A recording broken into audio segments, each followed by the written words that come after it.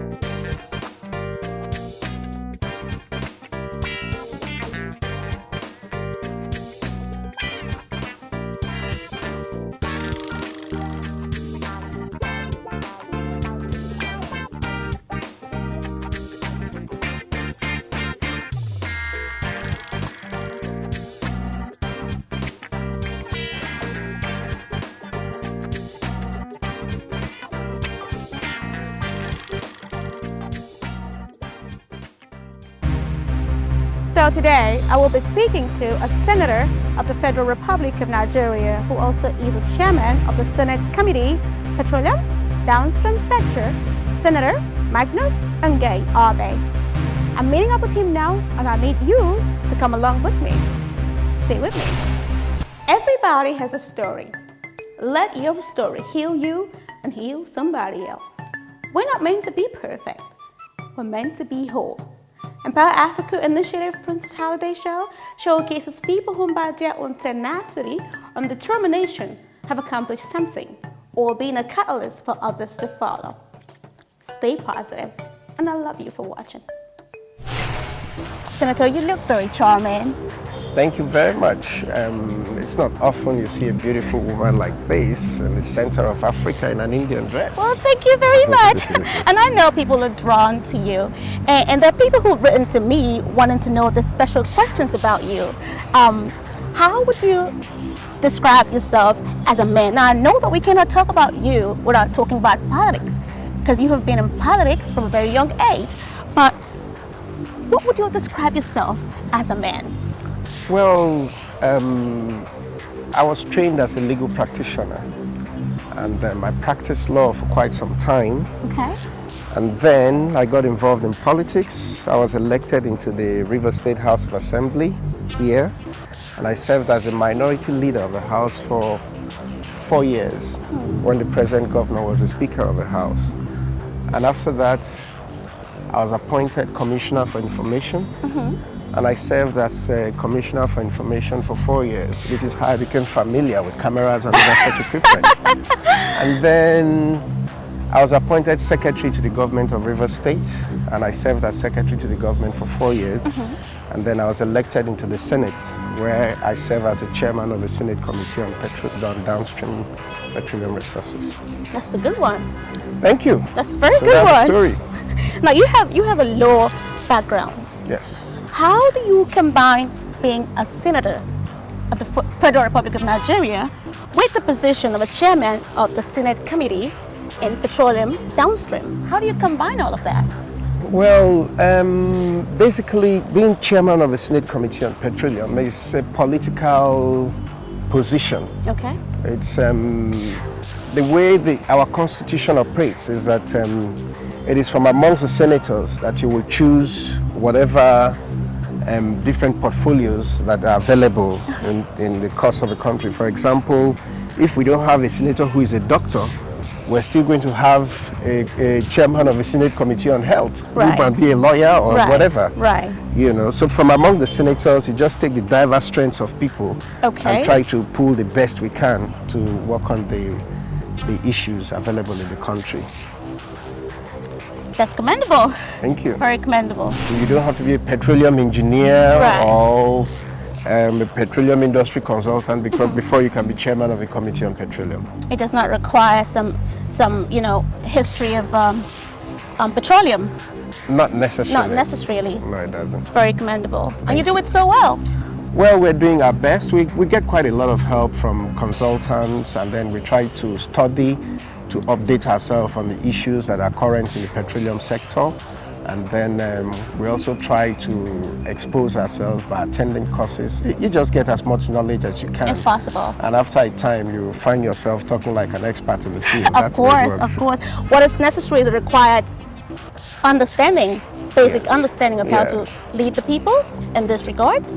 Yes, and also being from River State, having served here with the River State government, I'm very familiar with the issues around petroleum. As you know, River State is one of the top oil producing states in the country. Absolutely. And issues dealing with how we deal with our energy reserves and all that, and how we deal with our petroleum issues is always a constant here in the oil producing states. So everybody is pretty familiar with some of the challenges that we have with gas flaring, with obsolete equipment, with distribution of products and all that. We're pretty much familiar with those things. We're comfortable around those issues. That is phenomenal. Want to have a sip? Thank you.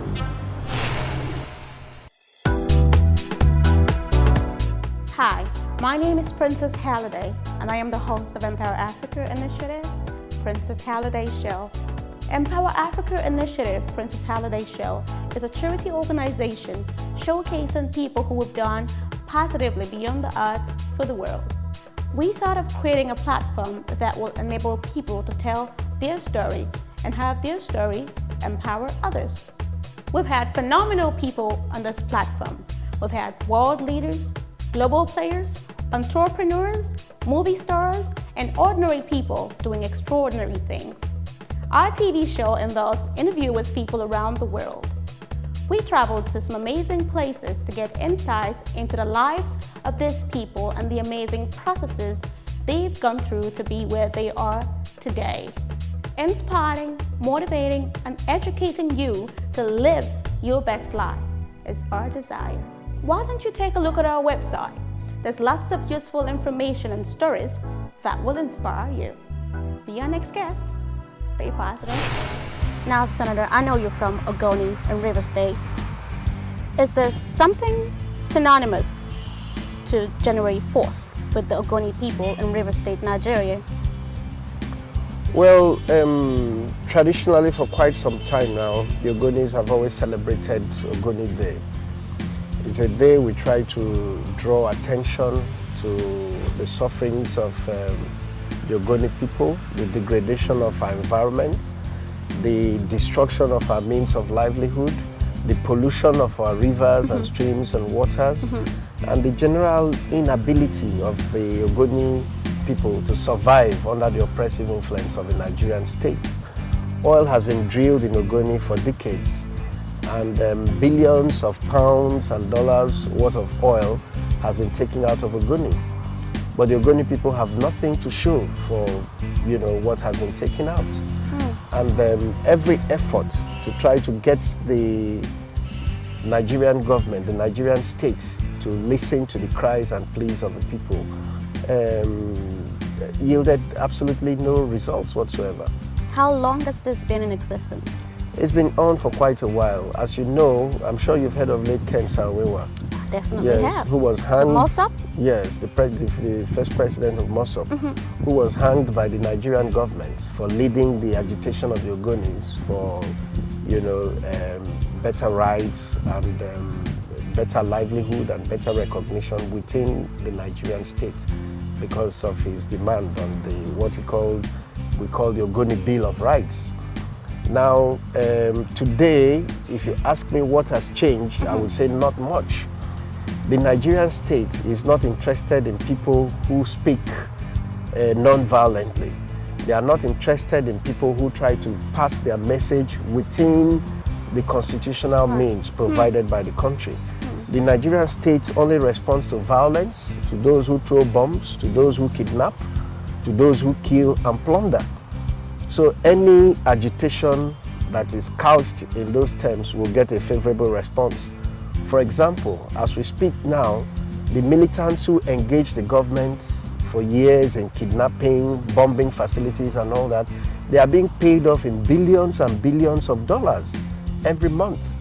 But the Ogoni people who have agitated peacefully for their rights receive no consideration whatsoever from the federal government of Nigeria. So in other words, it seems like the more violent you are, the more the government listens to you? That is the message that is being passed on in this country. But is that what it should be? That is not what it should be. That is what is promoting violence in the country. That is what is promoting insurrection in the country.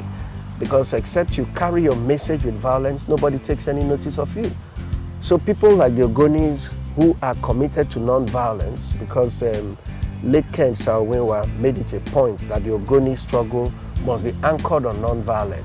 We are going to demand our rights peacefully, non-violently, and we shall win. And in Ogoni, if you try to raise violence as a means of agitation, everybody knows you're going against what Kenule Saro-Wiwa said. So the Ogonis are committed to non-violence. But because we are committed to non-violence, we get absolutely no recognition from the Nigerian state.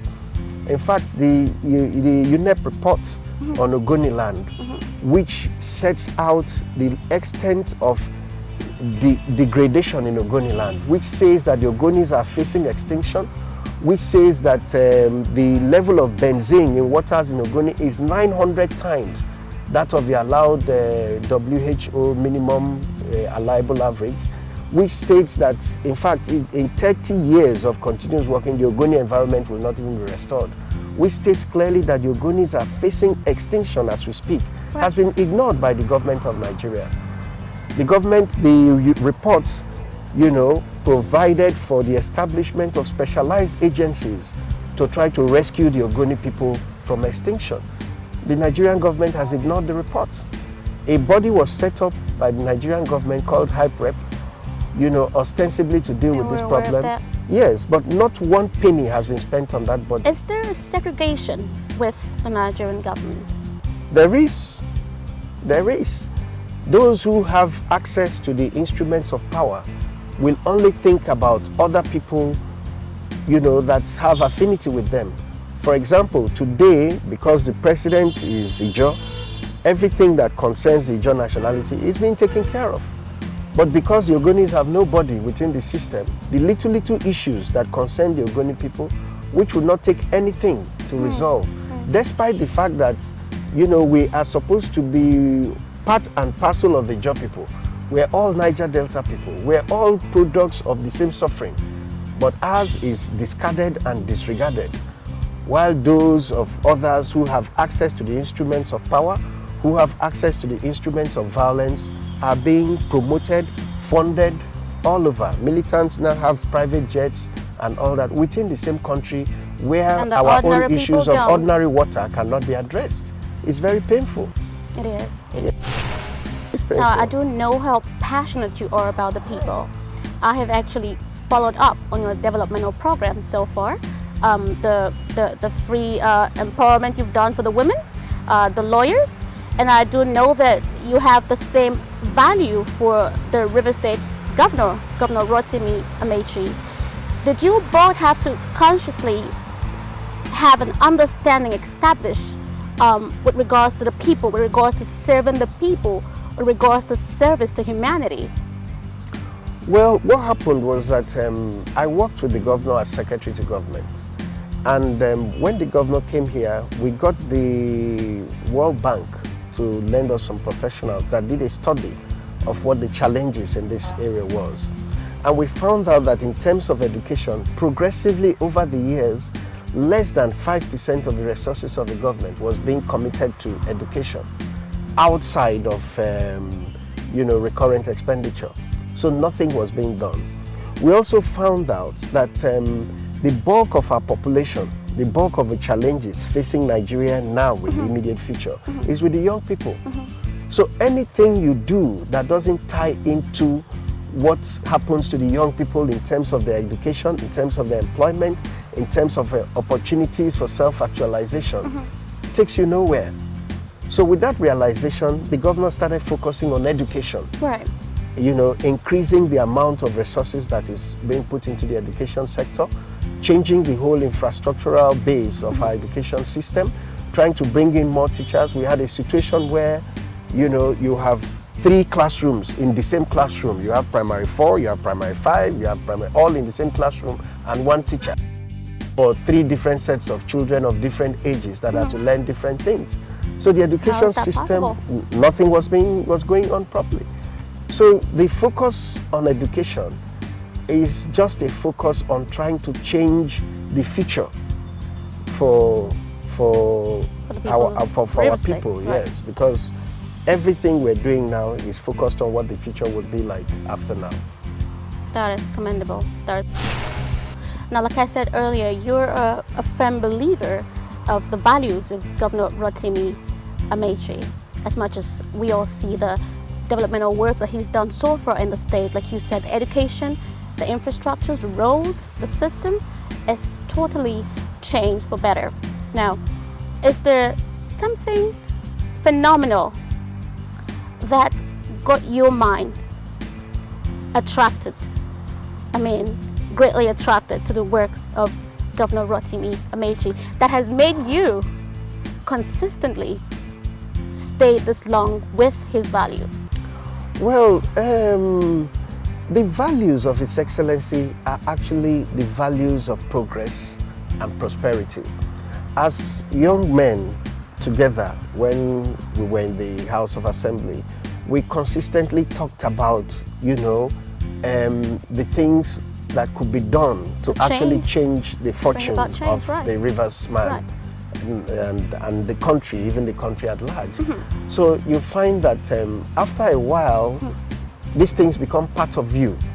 And finally, by the grace of God, the governor got an opportunity as governor to try to do something about the things that we have always talked so much about, that he has always been so passionate about. And we're all very, very excited at the level of progress and accomplishment that he has been able to achieve in the state in the face of very, very difficult odds. Very, very difficult odds.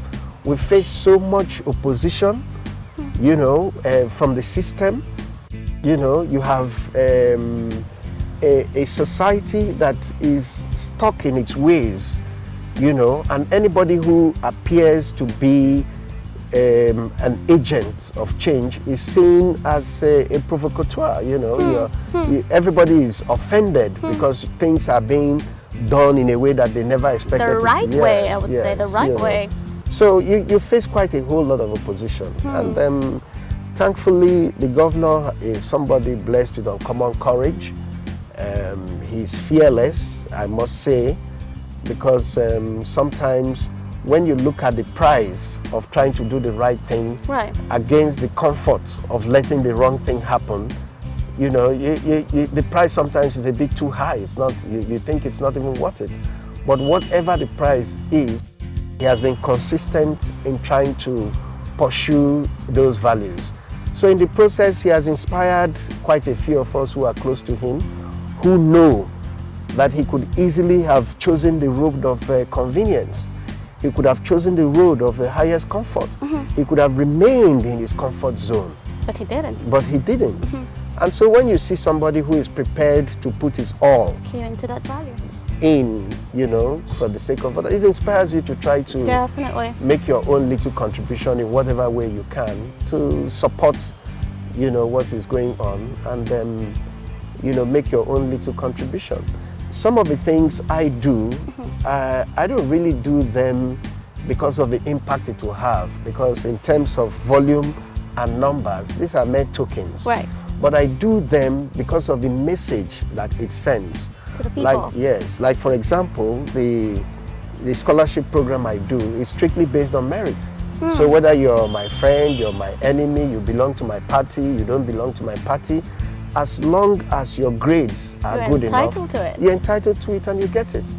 And so people need to see that everything in this society It's transparent. it can't just be about who you know and that what you know doesn't matter and all. So we're trying to change the conversation in little ways and bring back, you know, some kind of other values and all that into the things that are going on around us. That is phenomenal. Now, I watched you protest amongst thousands of Rivers people against the appointment of Rivers State Chief George. And I understand that this protest was actually to identify that democracy is sustained in the state. Can you tell us about that? Yes, I would say something about that. What happened actually was that you have a situation where the Constitution provides certain basic procedures for the appointment of the Chief Judge of a state. And then those procedures, first is that a recommendation will be made by the State Judicial Service Commission to the National Judicial Commission, the NJC.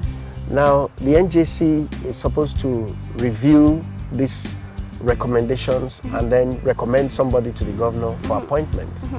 Now, of the people recommended by the state, the NJC turned down the recommendation of the State Commission and made its own recommendation of a person that the governor, not that the governor felt the person wasn't qualified, but that the person that was rejected and the reason the NJC gave for rejecting that nomination is not known to the Constitution of Nigeria. So the governor rejected the recommendation of the NJC. And the NJC responded to that by writing to all the judges in the state not to accept appointment as acting chief judge from the governor, in effect crippling the state judiciary. So the state government went to court, and the court now gave a judgment in favor of the state that the reason the NJC gave for rejecting the nomination of a person that we all consider as the most qualified candidate for the job. He's a lawyer of more than 10 years experience. He's a former chief registrar of the state. He's a former judge of the High Court of Rivers State. He's the present president of the Customary Court of Appeal before he was made the chief judge. And all these appointments that he was given on merit and seniority. So how can you now deny him the opportunity to lead his service? So the governor rejected that, and they went to court, and the court upheld the position of the governor. Now, as soon as the governor now forwarded this name to the State House of Assembly, he was cleared and sworn in. The NJC responded by writing to the state chief judge and suspending him from office, which is unprecedented in our history. Like I said before, where is democracy? Yes, the NJC is an advisory body. In the history of this country, they have never suspended or disciplined anybody directly. They make a recommendation to the appointing authority. In the case of the federal government, it's the president. In the case of the state government, it's the governor. But this was not done in our case. Instead, the NJC suspended the judge directly, something they have no powers to do. They didn't appoint him. Right. And on top of that, this is a matter that the NJC itself is a party to the case in court. And they have gone on appeal. So while you're on appeal, you have already come back to decide the appeal by executive fiat. Has this ever occurred in any other state in Nigeria? Never. And to compound matters, the NJC now wrote to one of the judges, their own preferred candidate in the state, to take over as administrative judge and assign cases.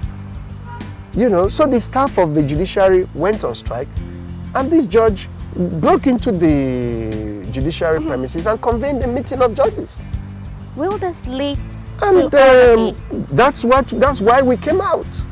That's why we came out.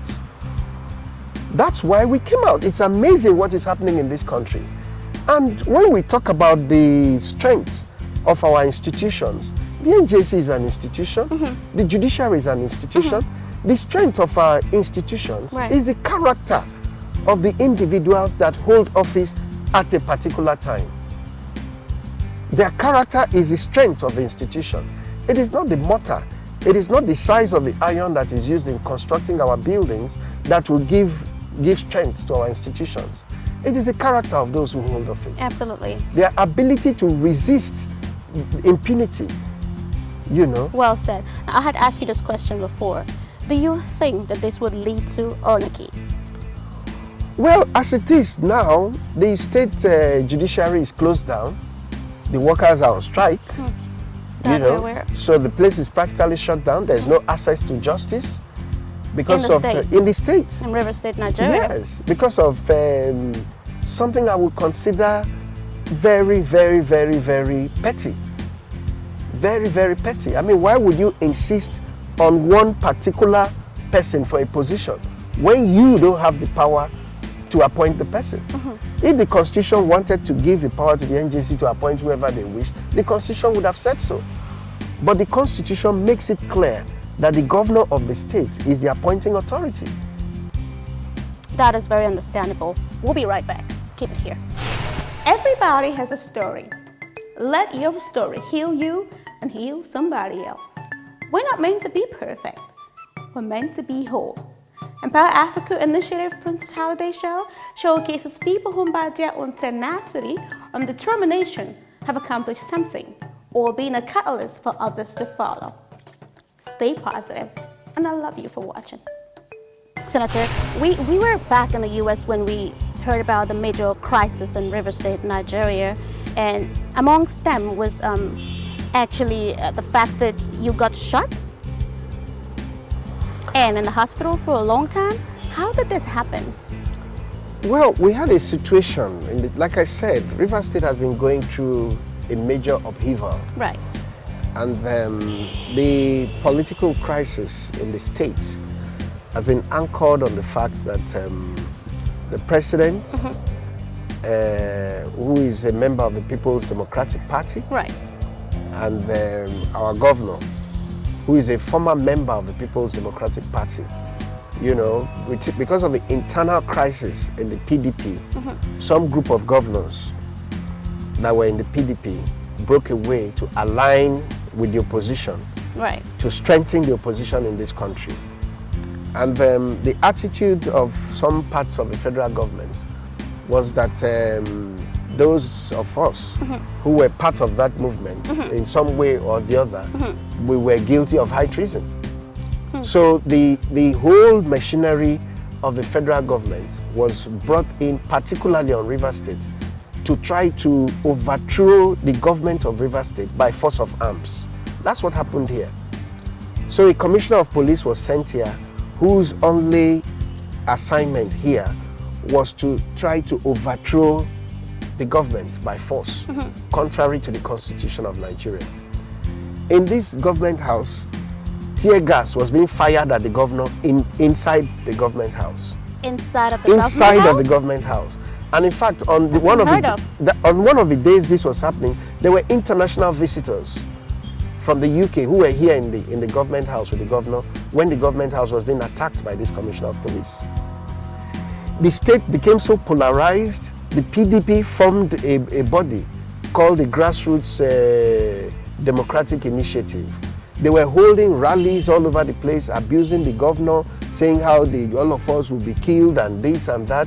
They were sponsoring militants. Militants were demonstrating right at the door of the government house here, openly carrying all sorts of instruments of violence, and the police would do nothing. So we responded by forming a body called the Save Rivers Movement to try to draw attention of the country to what was happening in River State.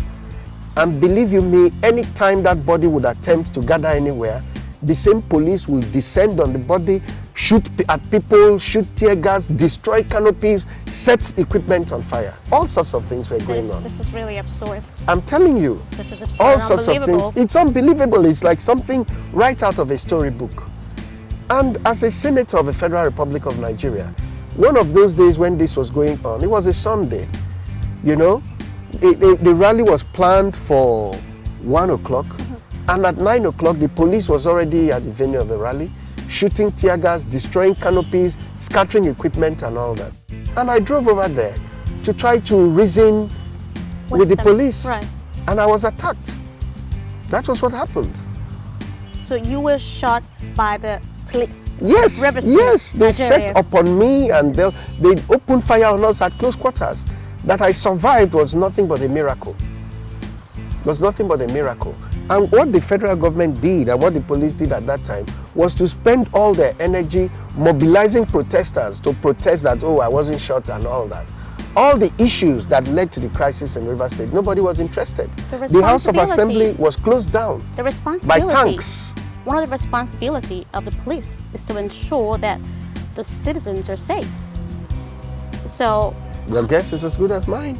but you were shot by the police The police was attacking anything. In fact, the same police and the people as well. the same police commissioner was posted to when he left River State, when finally, you know, the government needed some calm. They took him to Abuja, and he believed that his mission here was to fight the All Progressives Congress. So anything that appears affiliated with the APC, he will attack with force. So he went to Abuja.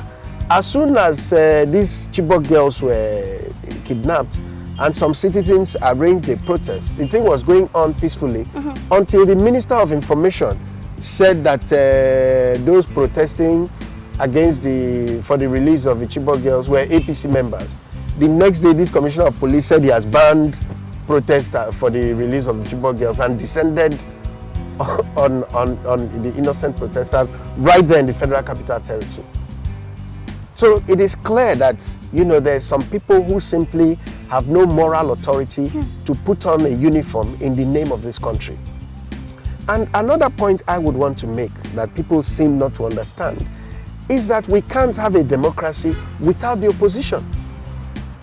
So those of us who are members of the opposition are as important to Nigeria's democracy as anybody else. Absolutely. So if all of us belong to one party and nobody is going to, will there be an election? There will not be democracy. Will the world agree that we are a democracy? Not at all. So the government has a responsibility to protect those of us in the opposition. And to ensure everyone is safe. Yes, and to ensure that everyone is safe and to ensure that we are given our rights to be able to express ourselves, mobilize our supporters, and canvass, you know, for political space. You know, so I don't know why right now, if you go on Facebook, you hear what PDP supporters are saying about us here. Oh, we are traitors, we should be killed, this and that and that. If you look across this state, I'm sure, go around, all the billboards of the All Progressives Congress. I was just speaking to someone about that Yes, today, and I asked yes. this person, I said, is this intentional? It is intentional. Is it done? The wife of the president came into the state capital. 8 hours later, all the billboards were destroyed. All were destroyed. 8 hours after she entered the capital, all our billboards were destroyed. And we have left them like that. How do you think, You know? as a senator of the Federal Republic of Nigeria, how do you think this can be curbed right now? I mean, how can this be curbed? Even I, as a senator, as you can see, I'm barely safe. So how can this be curbed? This can be curbed by the people who are in government realizing that opposition is a normal part of a democracy. Right, and it shouldn't be violent. And you can't kill us just because we say we don't agree. Right. That you should not only, you know, allow us to have our say, but you must protect us to have our say. Which is a right of a citizen. Which is our right Right. as citizens in a democracy. Right. And I keep making the point that all earthly power is temporary. Very temporary. It's very, very Very temporary. temporary. And so those of us that are in positions of authority, we must always remember and understand that. And that's why... That is the word. That is Yes. the word people need to understand. Yes, and that's why I keep talking about the Constitution. Every time in the Senate, I say to everybody that this Constitution that we are depending on today to protect us, that the people in power do not want to respect, that the people in power do not want to uphold, it is the same document that they will run to tomorrow when they are out of power. Because once you are the paraphernalia of power and the brute force, the police will obey anybody who is in power anyway. Right. So if you misuse the police today because you have the executive powers of the country, tomorrow somebody else gets hold of the same executive power, they will do the same thing to you. The only way we can protect ourselves, both now and in the future, is that all of us must develop deep respect, reference for the Constitution. Absolutely. As an abiding document Absolutely. for the entire country. Absolutely. You Now, know? with all of this that His Excellency Governor Rotimi Amechi goes through daily for the people, with all of this that you also go through daily for the people of River State, you still keep on. You never give up. You still here for the people. What motivates your desire? Well, for me, I believe that whether we like it or not, you know, change is the only thing that is constant in life. And I believe that our society is changing in little ways. I also believe that whatever little contribution that we make, we are contributing to the course of history as it will be written in years to come. Right. So if we say we want democracy, every society makes progress on the sacrifice of its leaders. And so we that are privileged at this point to be the ones that are quote and unquote in front should be very clear as to what is right. We should be very clear as to the direction in which we want our society to go. I will not send anybody's son or daughter to any place that I will not go myself. I will not ask anybody's son or daughter to go and do something that I don't believe in it enough to go and do myself. So whatever I want other people to do, I step up and go and do it too. Because You set the pace. Because the same risk that they are running is It's the same risk that I would also run. You know, so that's just where I think that we are. So one way or the other, I believe that in years to come, people will review the things that we have done, and they will be able to say that in one little way or another, we have made our own contribution to creating a real democracy for our country. Absolutely. I think that if we're able to achieve that and finally create a society where citizens are respected, where their views are valued, where the government is afraid of the people and not the people being afraid of the government, I will think that I'll be satisfied that we've done something worthwhile with this opportunity. That is phenomenal. Employment Support Initiative, as we know, is a non-governmental organization known for creating an enabling work environment for Nigerians, establishing schools for indigent children, and providing various skills, a source of income, and lots more. How has your concerted effort elevated the values of Employment Support Initiative in the state so far? Well, I'm one of the fans, I would say, of the ESI. And the reason I have taken such a great interest in what ESI is doing is because of the philosophy behind it. Part of what attracts me to ESI is the emphasis on preschool education for young children. You find out that every child of the elite, all our own children, you know, attend nursery school in one form or the other. From an early age, we send them to nursery school, Right. gives them an opportunity to socialize, to mix, to find out things, to learn, you know, and it sharpens them up for proper primary education. Absolutely. So what I always say to everybody is that the same thing that we know that is good for our own children, we should also understand that it is good for other children who are not our own children. Right. And ultimately, this society as we understand it will be as good, not as the children of the elites are, but as the majority of the children will be. That's how good the society will be in the future. So anything that we give to our children and we deprive the majority of the children is wasted, because at the end of the day, it will not reflect on our society. So I support ESI because of that commitment to making the same opportunities available to all children in River State. In Nigeria. That is very commendable. I was speaking to a few people recently, and they indicated to us that the 2015 election, as we all know, is just around the corner. And they have insisted, the people here of River State have insisted firmly that because you believe firmly in the values of Governor Rotimi Amechi, with all the right values for the people, they would love for you to be the governor of the state, I mean the next governor of the state. Would you disappoint your people? Well, like I said, what is important to us at this point is that we should be able to create an atmosphere where Nigerians will be given the opportunity and indeed the right to choose their leaders. And if we're able to achieve that, whoever the people choose as their leader, it would be something of a great honor and a privilege for us to be here to support whoever they choose. That is very phenomenal. Thank you so much, Senator, for being here. We appreciate you being here and we love you so much. Thank you very much. Thank you. Thank you.